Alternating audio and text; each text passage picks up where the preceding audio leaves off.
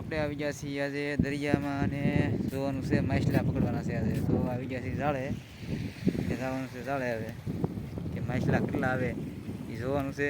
ને આપણે જાળ શરૂ કરી દીધેલું છે. તો જોવા આપણું જાળ છે.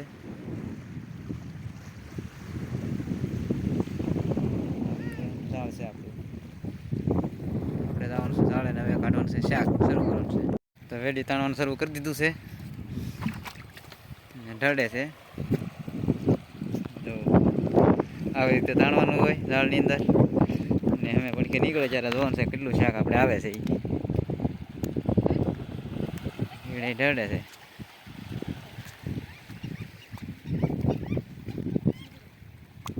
વેડી કંઈક ગુસ્સાઈ ગઈ લાગે, મહેનત કરે છે એવડે એ કે ઢળતા આવડતું નથી, નવા નવા ટ્રાય કરે છે એ.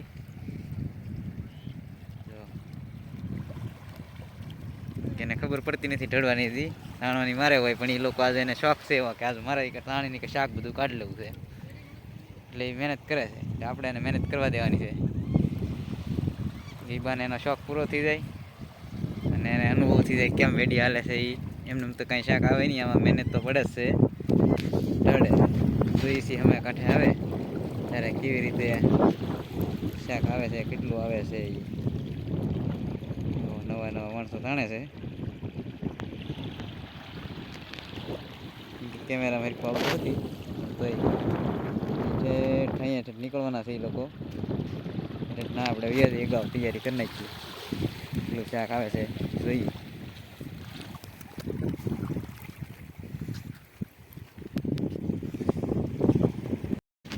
ઢળતા ઢળતા હેલાવે છે હજી.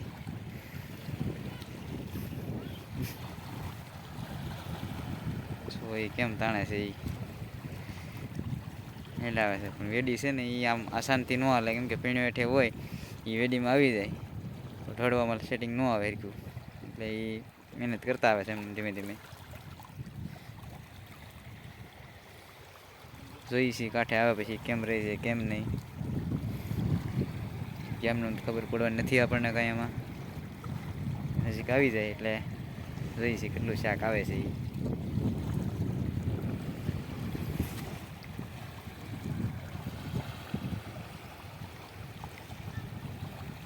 તો આગળ હાલો, આગળ ભેગું થઈ જાય. આવો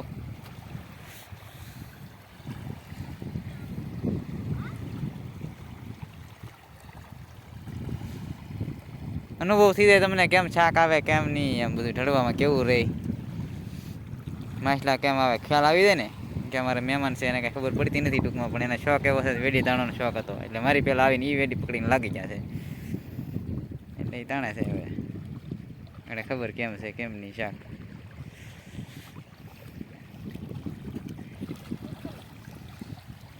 કર્યું છે હવે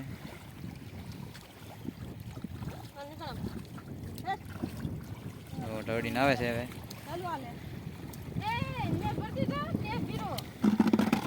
કેટલું શાક લાવ્યા તો તમે? એક તો બહાર નીકળી ગયું છે ઠેકીને, એક આવી ગયું છે. આ થોડું થોડું કંઈક કંઈક દેખાય છે.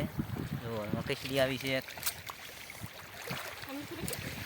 ને અહીંયા આવી ગયો છે ગુમલો. તો હવે એન્ડ લગી બિના રહેજો વિડીયામાં ને જોતા રહેજો.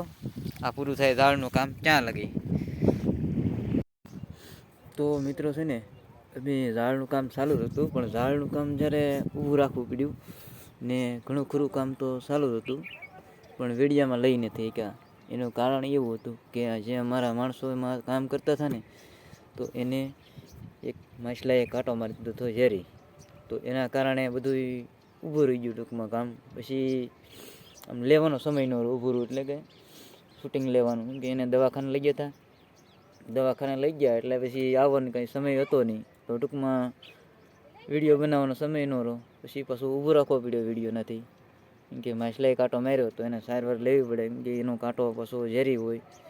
તો એ માછલાનો ફોટો તમને બતાવવાનો છે આપણે, ને કયું માછલું હતું એ. ને કરે કે ભાઈ કોઈ આવશે કાંટો માર્યો વ્યક્તિ તો એને પણ આપણે દેખાડવાના છે હવે વિડીયામાં.